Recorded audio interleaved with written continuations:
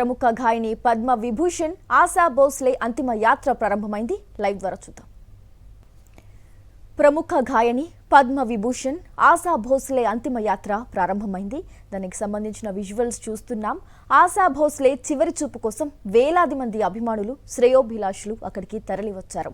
మరి కాసేపట్లోనే ముంబైలోని శివాజీ పార్క్ శ్మశాన వాటికలో రాష్ట్ర ప్రభుత్వ లాంఛనాలతో అంత్యక్రియలు జరగనున్నాయి. 92 ఏళ్ల వయసులో నిన్న ఆమె తుది శ్వాస విడిచారు గాయని ఆశా భోస్లే.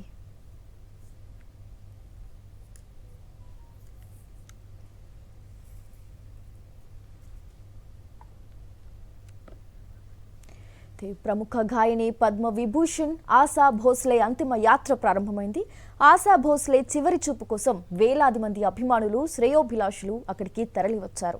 మరి కాసేపట్లోనే ముంబైలోని శివాజీ పార్క్ శ్మశాన వాటికలో రాష్ట్ర ప్రభుత్వ లాంఛనాలతో అంత్యక్రియలు జరగనున్నాయి. 92 ఏళ్ల వయసులో నిన్న తుది శ్వాస విడిచారు గాయని ఆశా భోస్లే. అయితే 8 దశాబ్దాల సంగీత ప్రస్థానం కలిగిన ఆమె నిన్న 92 ఏళ్ల వయసులో ఆమె తుది శ్వాస విడిచారు. మరి కాసేపట్లోనే ఆమె అంత్యక్రియలు శ్మశాన వాటికలో జరగబోతున్నాయి. ముంబైలోని శివాజీ పార్క్ శ్మశాన వాటికలో రాష్ట్ర ప్రభుత్వ లాంఛనాలతో ఆమె అంత్యక్రియలు జరగనున్నాయి. అయితే ఆమె మొదటి పాట 1943లో వచ్చిన మరాఠీ చిత్రం మాఝా బాల్లో పాడారు. తర్వాత 1948 హిందీ చిత్రం చునారియాలో సావన్ ఆయా పాటతో 8 దశాబ్దాల సంగీత ప్రస్థానం కలిగిన ఆమెకి భారతీయ చలనచిత్ర సంగీత చరిత్రలో ఆశా భోస్లే పేరు ఒక మారుమోగే అధ్యాయం.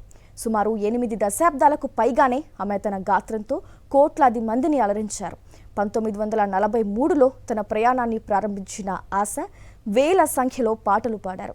కేవలం హిందీలోనే కాకుండా దాదాపు అరడజనుకు పైగా భారతీయ భాషల్లో ఆమె గొంతు వినిపించింది.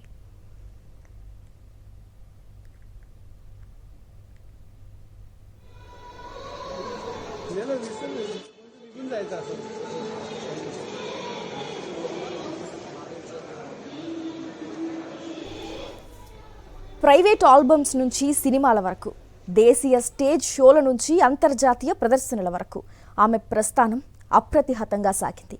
ప్రపంచంలోనే అత్యధిక పాటలు రికార్డ్ చేసిన కళాకారిణిగా 2011లో ఆమె గిన్నీస్ బుక్ ఆఫ్ వరల్డ్ రికార్డ్స్లో స్థానం సంపాదించుకున్నారు. అటువంటి ప్రముఖ గాయని పద్మ విభూషణ్ ఆశా భోస్లే అంతిమ యాత్ర అయితే ప్రారంభమైంది. విజువల్స్ చూస్తున్నాం. ఇప్పటికే అభిమానులు, శ్రేయోభిలాషులు, ప్రముఖులు అక్కడికి తరలి వచ్చారు. మరి కాసేపట్లోనే ముంబైలోని శివాజీ పార్క్ శ్మశాన వాటికలో రాష్ట్ర ప్రభుత్వ లాంఛనాలతో ఆమె అంత్యక్రియలు జరగనున్నాయి. 92 ఏళ్ల వయసులో నిన్న తుది శ్వాస విడిచారు గాయని ఆశా భోస్లే. ఇక సంగీత ప్రపంచానికి ఆశా భోస్లే చేసిన అసమాన సేవలకు గాను భారత ప్రభుత్వం 2008లో దేశ 2వ అత్యున్నత పౌర పురస్కారం పద్మ విభూషణ్తో ఆమెను గౌరవించింది. అలాగే భారత చలనచిత్ర రంగంలో అత్యున్నతమైన దాదాసాహెబ్ ఫాల్కే అవార్డును కూడా ఆమె అందుకున్నారు. 2 సార్లు జాతీయ అవార్డులు, 7 సార్లు ఫిల్మ్ఫేర్ అవార్డులు ఆశా భోస్లేను వరించాయి.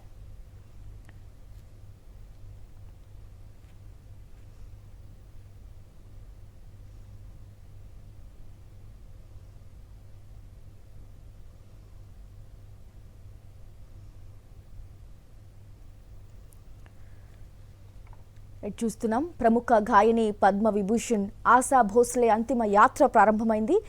మరి కాసేపట్లోనే ముంబైలోని శివాజీ పార్క్ శ్మశాన వాటికలో రాష్ట్ర ప్రభుత్వ లాంఛనాలతో ఆమె అంత్యక్రియలు జరగనున్నాయి. అయితే ఆమె గుండె మరియు శ్వాసకోశ సమస్యలు తలెత్తడంతో గాయని శనివారం ముంబైలోని బ్రీచ్ క్యాండీ ఆసుపత్రిలో చేర్చారు. ఆధునిక భారతీయ సంగీతంలో గొప్ప గాయకుల్లో ఒకరిగా పరిగణించబడే దిగ్గజ గాయని ఆశా భోస్లే 92 ఏళ్ల వయసులో కన్నుమూశారు. గుండె, శ్వాసకోశ సంబంధిత సమస్యలు తలెత్తడంతోనే ఆమె శనివారం కన్నుమూశారు. గత కొన్ని నెలలుగా ఆమె ఆరోగ్యం బాగలేదని, పరిస్థితి విషమంగా ఉండటంతో ఆసుపత్రికి తీసుకొచ్చారని హెచ్డి వర్గాలు కూడా తెలిపాయి. అయితే మనం ఆశా భోస్లే కెరియర్ గురించి మాట్లాడుకున్నట్లయితే భారతీయ సినిమా రంగంలో అత్యంత విజయవంతమైన, ప్రజాదరణ పొందిన మరియు అత్యధిక పాటలు పాడిన గాయకుల్లో ఆమె ఒకరు. ఆమె అక్క దివంగత లతా మంగేష్కర్ మాత్రమే ఆమెకు సాటి. 1933లో సంగీత నేపథ్యం ఉన్న మంగేష్కర్ కుటుంబంలో జన్మించిన ఆశ 9 సంవత్సరాల వయసులోనే వృత్తిపరంగా గాయనిగా తన ప్రస్థానాన్ని ప్రారంభించారు. ఆమె 1943లో తన మొదటి సినిమా పాటను రికార్డ్ చేశారు. మరియు 50వ దశకం నాటికి బాలీవుడ్లో తనకంటూ ఒక ప్రత్యేక స్థానాన్ని ఏర్పరచుకున్నారు. ఆ తరువాతి 3 దశాబ్దాల పాటు కూడా ఆమె చాలామంది సంగీత దర్శకులకు అత్యంత ఇష్టమైన గాయనీమణులలో ఒకరిగా నిలిచారు. మొదట్లో ఆమె కేవలం క్యాబరే నెంబర్లు లేదా నేటి కాలంలో ఐటమ్ సాంగ్స్ అని పిలువబడే నృత్యాల పాడటానికే పరిమితమైనప్పటికీ ఆశ తన పరిధిని విస్తరించుకుని ఉమ్రావ్ జాన్లో గజల్స్ను కూడా అద్భుతంగా ఆలపించారు. ఆమె 7 సార్లు ఫిల్మ్ఫేర్ ఉత్తమ నేపథ్య గాయని అవార్డును మరియు ఉమ్రావ్ జాన్లోని దిల్ చీజ్ క్యా హై మై మరియు ఇజాజత్లోని మేరా కుచ్ సమాన్ పాటలకు 2 సార్లు జాతీయ చలనచిత్ర అవార్డును గెలుచుకున్నారు. అయితే 2023లో ఒక సంభాషణలో ఆ గాయని సమకాలీన సంగీత ప్రపంచం గురించి మాట్లాడారు. ఆమె ఏమన్నారంటే, నిజం చెప్పాలంటే నేను ఈనాటి పాటలు అసలు వినను. నేను పాటలు వినాల్సి వస్తే భీమ్సేవ్ జోషి పాటలు, శాస్త్రీయ గీతాలు మాత్రం వింటాను అని చెప్పారు. అయితే ఆమె గాన సామర్థ్యం మెరుగుపడిందని మరియు నేను ఆశవుగా పాడుతూ మరింత బాగా పాడగలుగుతానని అన్నారు. ఇంకా ఆమె ఇలా, ఈ రోజుల్లో అద్భుతమైన సాహిత్యం ఉన్న పాటలు నాకు అంతగా దొరకడం లేదని, కానీ అప్పుడప్పుడు వింటానని కూడా చెప్పుకొచ్చారు. అయితే వ్యక్తిగత జీవితం గురించి మాట్లాడితే 16 ఏళ్ల వయసులోనే ఆశ తన కుటుంబ సభ్యుల ఇష్టానికి వ్యతిరేకంగా 31 ఏళ్ల గణప్రతాప్ భోస్లేతో పారిపోయి వివాహం చేసుకున్నారు. 1980లో ఆమె తనకంటే 6 ఏళ్లు చిన్నవాడైన సంగీత దర్శకుడు రాహుల్ దేవ్ బర్మన్ను సుదీర్ఘ ప్రేమాయణం తర్వాత వివాహం చేసుకుంది. ఆశ మనవరాలు జానై భోస్లే ఒక గాయని మరియు ఆ ప్రముఖ గాయని చివరి రోజుల్లో ఆమెకు నిరంతర తోడుగా ఉన్నారు. చూస్తున్నాం, ప్రముఖ గాయని పద్మ విభూషణ్ ఆశా భోస్లే అంతిమ యాత్ర ప్రారంభమైంది. మరి కాసేపట్లోనే ముంబైలోని శివాజీ పార్క్ శ్మశాన వాటికలో రాష్ట్ర ప్రభుత్వ లాంఛనాలతో ఆమె అంత్యక్రియలు జరగనున్నాయి. అయితే ఆమె గుండె మరియు శ్వాసకోశ సమస్యలు తలెత్తడంతో గాయని శనివారం ముంబైలోని బ్రీచ్ క్యాండీ ఆసుపత్రిలో చేర్చారు. ఆధునిక భారతీయ సంగీతంలో గొప్ప గాయకుల్లో ఒకరిగా పరిగణించబడే దిగ్గజ గాయని ఆశా భోస్లే 92 ఏళ్ల వయసులో కన్నుమూశారు. గుండె శ్వాసకోశ సంబంధిత సమస్యలు తలెత్తడంతోనే ఆమె శనివారం కన్నుమూశారు. గత కొన్ని నెలలుగా ఆమె ఆరోగ్యం బాగలేదని, పరిస్థితి విషమంగా ఉండటంతో ఆసుపత్రికి తీసుకొచ్చారని హెచ్డి వర్గాలు కూడా తెలిపాయి. అయితే మనం ఆశా భోస్లే కెరియర్ గురించి మాట్లాడుకున్నట్లయితే భారతీయ సినిమా రంగంలో అత్యంత విజయవంతమైన, ప్రజాదరణ పొందిన మరియు అత్యధిక పాటలు పాడిన గాయకుల్లో ఆమె ఒకరు. ఆమె అక్క దివంగత లతా మంగేష్కర్ మాత్రమే ఆమెకు సాటి. 1933లో సంగీత నేపథ్యం ఉన్న మంగేష్కర్ కుటుంబంలో జన్మించిన ఆశ 9 సంవత్సరాల వయసులోనే వృత్తిపరంగా గాయనిగా తన ప్రస్థానాన్ని ప్రారంభించారు. ఆమె 1943లో తన మొదటి సినిమా పాటను రికార్డ్ చేశారు మరియు 50వ దశకం నాటికి బాలీవుడ్లో తనకంటూ ఒక ప్రత్యేక స్థానాన్ని ఏర్పరచుకున్నారు. ఆ తరువాతి 3 దశాబ్దాల పాటు కూడా ఆమె చాలామంది సంగీత దర్శకులకు అత్యంత ఇష్టమైన గాయనీమణులలో ఒకరిగా నిలిచారు. మొదట్లో ఆమె కేవలం క్యాబరే నెంబర్లు లేదా నేటి కాలంలో ఐటమ్ సాంగ్స్ అని పిలువబడే నృత్యాల పాడటానికే పరిమితమైనప్పటికీ ఆశ తన పరిధిని విస్తరించుకుని ఉమ్రావ్ జాన్లో గజల్స్ను కూడా అద్భుతంగా ఆలపించారు.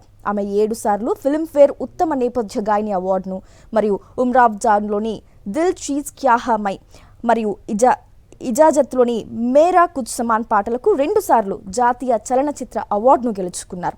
అయితే 2023లో ఒక సంభాషణలో ఆ గాయని సమకాలీన సంగీత ప్రపంచం గురించి మాట్లాడారు. ఆమె ఏమన్నారంటే, నిజం చెప్పాలంటే నేను ఈనాటి పాటలు అసలు వినను. నేను పాటలు వినాల్సి వస్తే భీమ్సేవ్ జోషి పాటలు, శాస్త్రీయ గీతాలు మాత్రం వింటాను అని చెప్పారు. అయితే ఆమె గాన సామర్థ్యం మెరుగుపడిందని మరియు నేను ఆశవుగా పాడుతూ మరింత బాగా పాడగలుగుతానని అన్నారు. ఇంకా ఆమె ఇలా, ఈ రోజుల్లో అద్భుతమైన సాహిత్యం ఉన్న పాటలు నాకు అంతగా దొరకడం లేదని, కానీ అప్పుడప్పుడు వింటానని కూడా చెప్పుకొచ్చారు.